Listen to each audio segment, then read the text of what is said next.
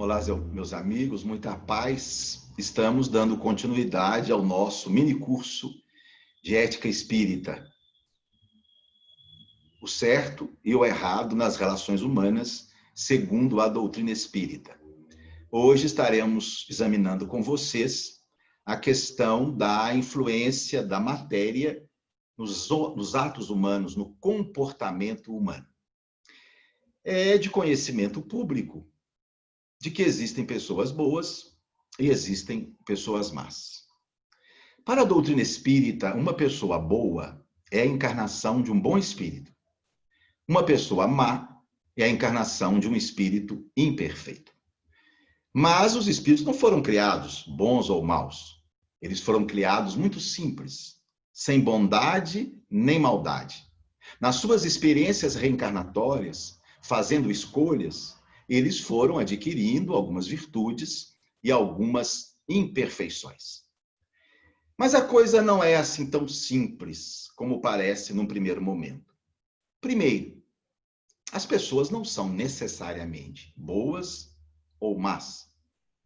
Quase todos nós possuímos coisas boas e coisas não muito boas assim.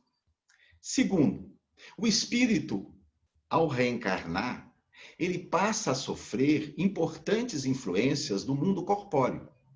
Influências que vão se dar no corpo ao qual ele vai se identificar naquela encarnação. Influências que ele recebe do meio, da família, da sociedade, do seu contexto histórico. De tal forma que a nossa personalidade, ou seja, como nós nos mostramos em dada encarnação, ela é a soma de vários fatores. O espírito encarnado, que traz a sua história, as suas facilidades, as suas dificuldades, os seus acertos, os seus erros.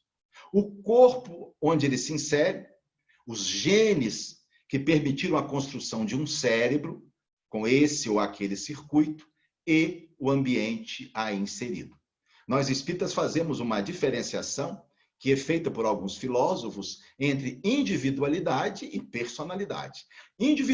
A individualidade é o espírito imortal, essa forma de energia pensante.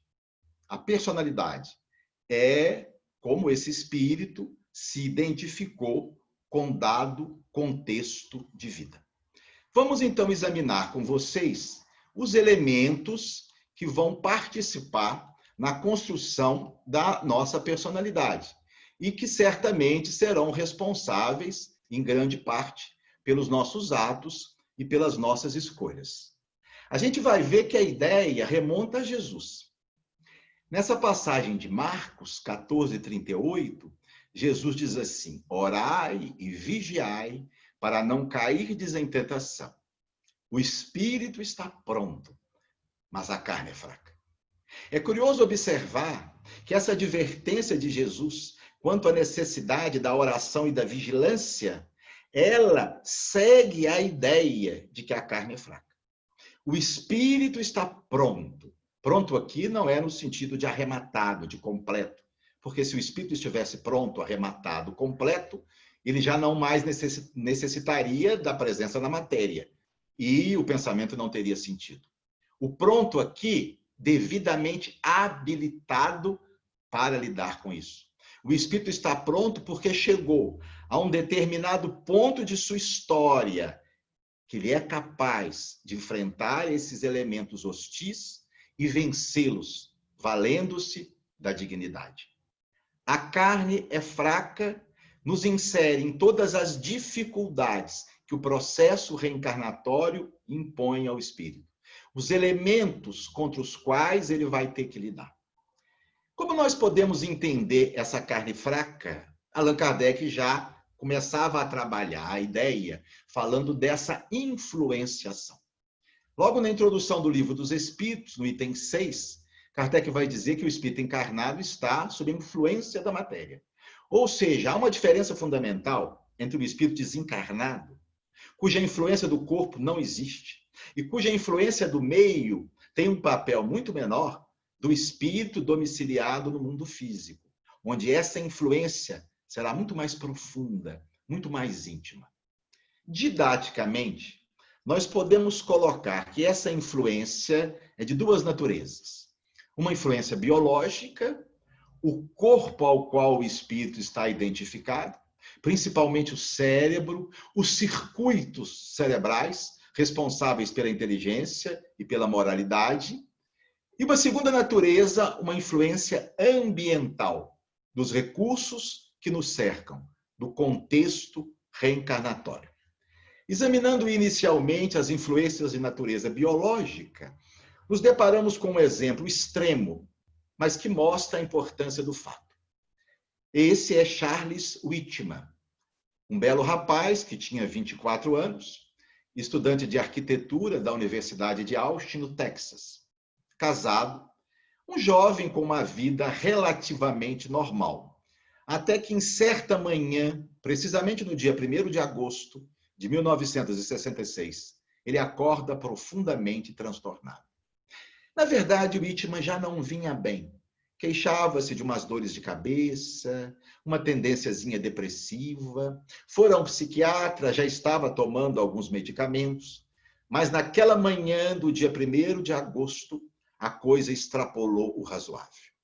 Ele levanta-se, vai à residência de sua mãe, mata a mãezinha com uma facada no tórax, volta à sua casa, assassina a esposa com várias facadas no abdômen, e munido de armas de alto poder de alcance, vai para o edifício mais alto, em Austin, no Texas, e põe-se a atirar nas pessoas que lá passavam. Mais de uma dúzia de pessoas são mortas e quase o dobro de pessoas gravemente feridas. A polícia chega, a troca de tiros e Charles é morto. O seu corpo é levado para uma necrópsia e durante o estudo anatomopatológico encontra-se um tumor na região do córtex pré-frontal. O pré-frontal é a área mais nobre do nosso cérebro, sede da consciência, do juízo, dos valores morais. Uma equipe constituída de psiquiatra, neurologista e neuropatologistas concluiu que, muito provavelmente, essa lesão no pré-frontal fora responsável pelo quadro de loucura súbita, cujas consequências foram tão dramáticas. Notem que Allan Kardec já havia mostrado a identificação e a dependência do espírito junto ao corpo ao qual ele se identifica. Olhem esses dois pensamentos do Livro dos Espíritos. O exercício das faculdades depende dos órgãos, que eles servem de instrumento. Porque enquanto encarnado, o espírito pensa, age e sente através desse órgão. Olhem só o que vai dizer na 220. Podem não manifestar-se certas faculdades durante determinada existência física. Se um espírito, por exemplo, é detentor de altos valores no campo da música, mas naquela encarnação ele não recebe genes dos pais que vão construir um cérebro musical, essa sua habilidade musical pode não se manifestar naquela encarnação, porque o cérebro não vai permitir. E não é difícil para nós entendermos isso. Vamos convidar o mais brilhante violinista da Europa para uma apresentação no Cine Teatro Central de Juiz de Fora. Mas vamos lhe dar um violino desafinado. Qual será o resultado da sua apresentação? Vamos convidar o mais primoroso pianista da Terra para uma apresentação no Parque Alfield, mas vamos lhe dar um piano faltando 6 teclas. O que conseguirá apresentar esse pianista notável? Vamos pedir a Carlos Drummond de Andrade que escreva um texto em homenagem ao Dia das Mães, mas sem se utilizar da letra A. O que conseguirá fazer Carlos Drummond de Andrade? Assim é o espírito encarnado. Depende dos circuitos cerebrais para que possa se manifestar. Muitas pessoas costumam dizer que o nosso cérebro é um órgão extraordinário, com seus 85 bilhões de neurônios, trilhões de sinapses. Eu não acho. Para nós espíritos, o cérebro é um grande abacaxi. limita as nossas percepções, restringe o exercício da nossa vontade. Querem um exemplo? Memória. Nós somos seres de existências milenares. E o que é que nós nos lembramos dessas existências? Nada. Minha gente, nós somos seres desmemoriados. Quem sou eu? De onde eu vim? O que eu já fiz? Com quem convivi? Nós não sabemos responder isso. Por quê? Porque o cérebro que nós estamos usando é novo. Não tem registros dessas vivências anteriores. Querem mais um exemplo? A visão. Nós estamos mergulhados num oceano de ondas eletromagnéticas. Aqui estão, junto de nós, raio-x, infravermelho, ultravioleta, raios gama, ondas curtas. Mas nós só conseguimos registrar aquelas ondas do espectro da luz visível, que vai de 400 a 700 nanômetros. Um radinho de pilha é capaz de registrar ondas que nós não registramos. Quando uma abelha olha para uma flor, na região do néctar da flor, ele vê um verde fosforescente, que dizem que é belíssimo. Nós olhamos e não enxergamos isso, porque a abelha tem um cérebro estruturado para ver na faixa do infravioleta. Nós não conseguimos. Mas será que, como espíritos, nós não conseguimos registrar todas essas ondas? Claro. E muitas outras ondas não físicas. Mas enquanto encarnados, não, porque o nosso cérebro foi estruturado para só captar esse tipo de onda. Mais um exemplo? Os sons. Nós estamos mergulhados num universo de sons diferentes, mas nós só conseguimos registrar aqueles que vão de 20 a 20 mil hertz. Baleias e elefantes escutam melhor do que nós. Eles ouvem na faixa do infrassom. Cãezinhos ouvem muito melhor do que nós. Registram acima de 20 mil hertz. Mas e como espíritos? Nós não conseguimos registrar essas ondas sonoras? Claro, e muitas outras. Mas enquanto encarnados, não. Porque o nosso cérebro foi estruturado pela evolução para só registrar esse tipo de onda. E para complicar, a gente ainda fica velho. Aí começa aquela história, vai pegar um copo de ruba-xícara, vai abaixar para pegar uma coisa no chão, tem um jeito na coluna, troca nome de neto, esquece nome de filho. Meu pai, com seus 80 anos, cansado de ter que abaixar para pegar o sabonete na hora do banho, que escorrega da mão, entrou certa feita no chuveiro, ligou o chuveiro, pegou o sabonete, olhou para ele e disse: já que você vai cair mesmo, cai de uma vez. Esse cérebro, que é um abacaxi, é necessário para o desenvolvimento de nossas faculdades e temos, em cada encarnação, que nos submeter a ele. Mas se nós sofremos influências do corpo, estamos expostos a uma segunda natureza de influências do meio, da família, da escola, da sociedade como um todo. Olha a importância dessa questão do Livro dos Espíritos. Kardec pergunta: para certos homens, o meio onde se acham colocados não representa a causa primária de muitos vícios e crimes? A resposta é afirmativa. Sim. Sim, disseram os espíritos. Eles estão afirmando que muitos vícios e muitos crimes humanos decorrem do meio onde o indivíduo está inserido. E prosseguindo na resposta, eles vão dizer: aí está uma prova, ou seja, uma experiência que esse espírito escolheu quando em liberdade, levado pelo desejo de se expor à tentação para ter o mérito da resistência. Ortega y Gasset, um pensador espanhol do século passado, dizia assim: eu sou eu e as circunstâncias. Porque nós somos verdadeiros camaleões comportamentais. Nós mudamos a nossa reação, o nosso jeito de agir, conforme o meio, conforme as pessoas que nos cercam. Essa influência se dá desde muito cedo, quando ainda no ventre materno. Hoje há psicólogos que estudam o psiquismo fetal. E se sabe que muita coisa que se passa nesse período de 9 meses tem repercussões na vida do indivíduo. Condições como dores de cabeça na infância, dificuldades de aprendizado, enurese noturna, que é a criança que faz xixi na cama, tem muitas vezes correlações com traumas psíquicos vividos nesse momento. O professor Adrian Ryan, da Universidade da Pensilvânia, um dos maiores especialistas de criminalidade do mundo, diz que através dos estudos tem se verificado. Por exemplo, mães que fumam na gravidez, seus filhos são 4 vezes mais propensos à criminalidade. Mulheres que ingerem álcool durante a gravidez aumentam em 3 vezes o risco do filho assumir, quando adulto, um comportamento antissocial. Má nutrição materna dobra a taxa de comportamento desviante na vida adulta. Então, muito precocemente, nós começamos a sofrer as influências do contexto.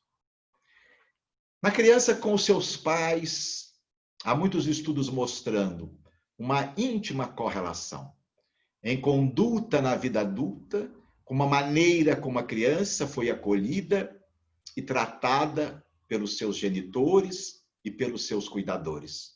O professor Adrian Ryan vai dizer no livro Anatomia da Violência: maus tratos na infância estão fortemente correlacionados com comportamento criminoso na vida adulta. Mais para frente, na adolescência ou mesmo na idade adulto-jovem, o nosso contexto social será um elemento fundamental na construção da nossa personalidade.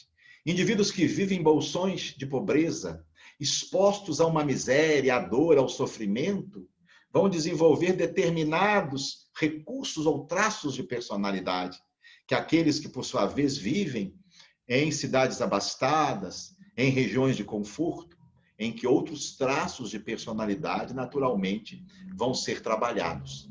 Um estudo mostrou, se 4 dias antes de um teste, uma criança vê um homicídio no bairro em que mora, isso reduz a sua pontuação num teste de leitura em 10 pontos. Ou seja, se você vive em um bairro onde prevalece a criminalidade, o desamor, a injustiça e a violência, o estresse decorrente disso inibe a sua função cognitiva. Você vai mal na escola ou tende a ir pior do que os seus coleguinhas que habitam um ambiente melhor. A gente projeta isso no tempo, anos a fio, e vamos entender lá para adiante o resultado de uma vida num contexto de sofrimento moral e material. Essa é a professora Marta Farah, da Universidade da Pensilvânia. Marta fez um estudo revolucionário.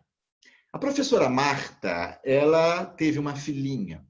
E como trabalhava muito, precisava de cuidadoras para ajudar a olhar a sua filha. Muitas dessas jovens que cuidavam da sua filha tinham filhos pequenos. E algumas levavam os seus filhos, eventualmente, para casa, até mesmo para brincar com a sua filha.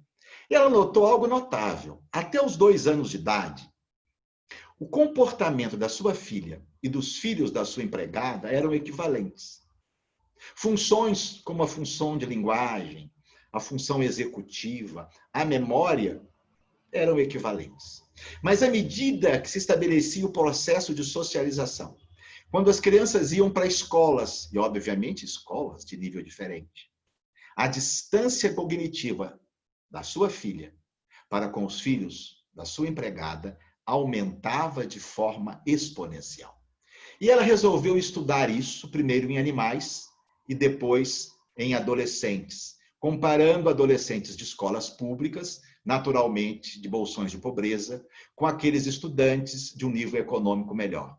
Tanto os estudos feitos com animais, como os estudos efetuados com adolescentes mostraram que animais expostos a um ambiente pobre, de desamor e de sofrimento, e adolescentes expostos ao sofrimento decorrente da pobreza e do desamor, levam a um hipodesenvolvimento do hipocampo.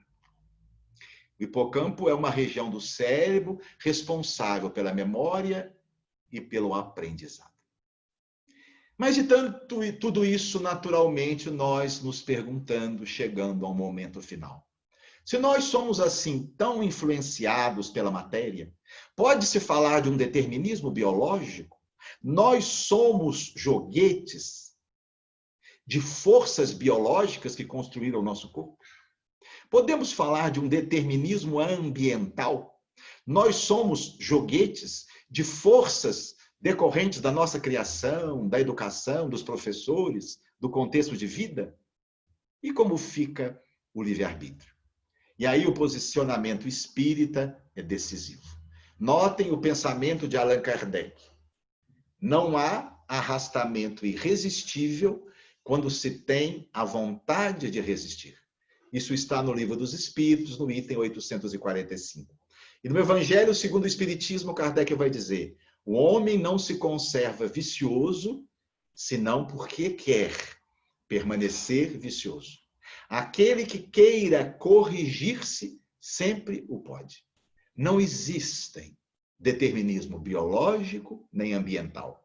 Eles funcionam, sim, como fatores de influenciação, como condicionamentos, como fatores precipitantes, jamais como fatores causais. Do ponto de vista da genética, o espírito é senhor do seu corpo.